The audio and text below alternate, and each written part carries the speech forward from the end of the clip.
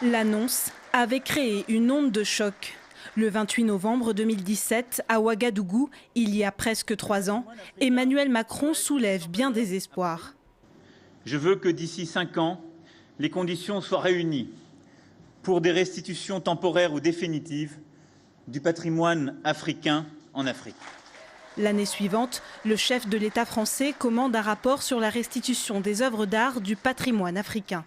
9 mois de travail et 240 pages plus tard, la France s'engage à restituer au Bénin 26 totems et sceptres royaux acquis lors d'un pillage des palais des rois d'Abomey en 1892.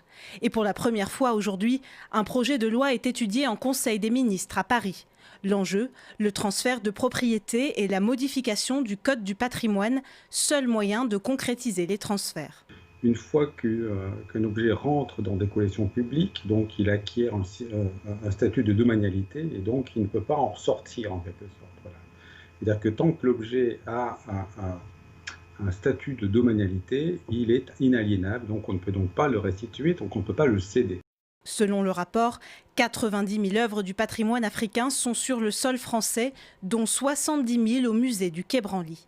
En comparaison, les collections africaines les plus fournies en comptent entre 3 000 et 6 000.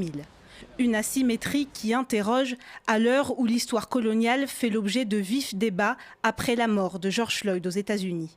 Pour les rapporteurs Bénédicte Savoy et Felwine Sarr, les fonctions mémorielles du patrimoine sont essentielles. La question centrale là-dedans, c'est l'accès de la jeunesse africaine à la créativité des anciennes générations.